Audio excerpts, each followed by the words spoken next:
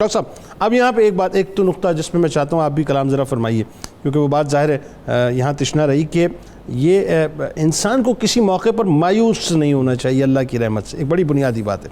دوسرا ذرا یہ بتائیے کہ حضرت زکریا علیہ السلام کی ظاہر شہادت، حضرت یحییٰ علیہ السلام کی شہادت ان سے پہلے، یہ بڑی ایک کربناک شہادت ہے۔ بنی اسرائیل جو ہیں وہ ان کی شخاوت جو ہے وہ اپنا ایک عروج پہ نظر آتی ہے۔ جی قبلہ میں جلدی دو تین باتیں عرض کرنا چاہوں گا اس سارے واقعے سے جو ہمیں رہنمائی ملتی ہے۔ جس طرح میں نے ابتداً عرض کیا کہ جو ہم پورے قرآن میں جس کا بھی مطالعہ کریں نا تو بات محمد رسول اللہ صلی اللہ علیہ وسلم پہ ختم ہوتی ہے۔ ان اللہ اصطفیٰ آدم و نوح و آل ابراہیم و آل عمران علی العالمین ذریۃ بعدها من بعد، یعنی حضرت آدم کا ذکر ہو، حضرت نوح کا ذکر ہو، آل ابراہیم کا ذکر ہو، آل عمران کا ذکر ہو، یہ سارے ذکر کر کے بتانا آل محمد کی فضیلت مقصود ہے کہ ذرا سمجھیے کہ جب انبیاء کا تذکرہ ہے تو امام الانبیاء، ان کے گھر والوں کا تذکرہ ہے تو اہل بیت اطہار کے تذکرہ، ان کی فضیلت سمجھانا مقصود ہے۔ حضرت مریم کی والدہ نے کیا کہا؟ انی نظرت لک ما فی بطنی محررا فتقبل منی۔ اس جملے سے ہمیں کیا رہنمائی ملتی ہے؟ آج اگر اللہ اولاد عطا فرمائے نا تو کسی اولاد میں سے کسی بیٹے کو یا بیٹی کو اللہ کے دین کے لیے وقف بھی کر دینا چاہیے۔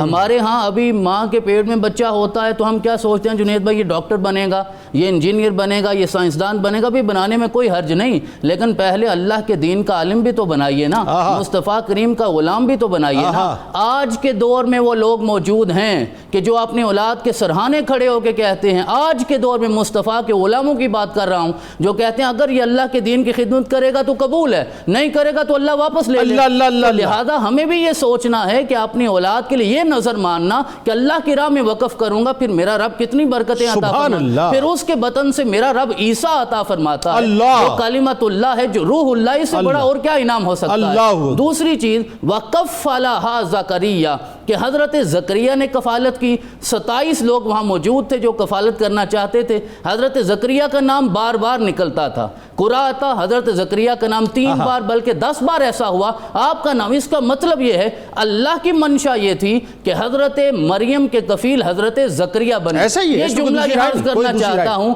کہ اگر حضرت مریم کا کفیل اللہ کی منشا سے مقرر ہوتا ہے تو مصطفیٰ کریم کے کفیل حضرت ابو طالب بھی اللہ کی منشا سے مقرر ہوئے۔ لہذا یہ شان ہمیں ان آیات میں سمجھنی چاہیے۔ ہنالک دعا زکریا ربہ، جو حضرت نے ارشاد فرمایا کہ آپ نے اس توسل سے دعا کی ہے۔ انبیاء تو براہ راست اللہ کی جناب سے مانگتے ہیں، لیکن انبیاء کی زندگی رہنمائی یہ کرتی ہے کہ حضرت زکریا نے حضرت مریم کے ڈیرے پہ کھڑے ہو کے، جو خود نبی نہیں ہیں، نبی کی ماں ہیں، وہاں دعا کی ہے، اللہ نے دعا قبول بھی کی، بیٹا یحییٰ کی صورت میں عطا فرمایا۔ اگر حضرت عیسیٰ کی والدہ محترمہ کے توسل سے دعا مانگی جائے میرا رب عطا فرماتا ہے، تو اگر حضرت امام حسین کی ماں کے توسل سے دعا مانگی جائے تو میرا رب کیوں نہیں عطا فرمائے گا؟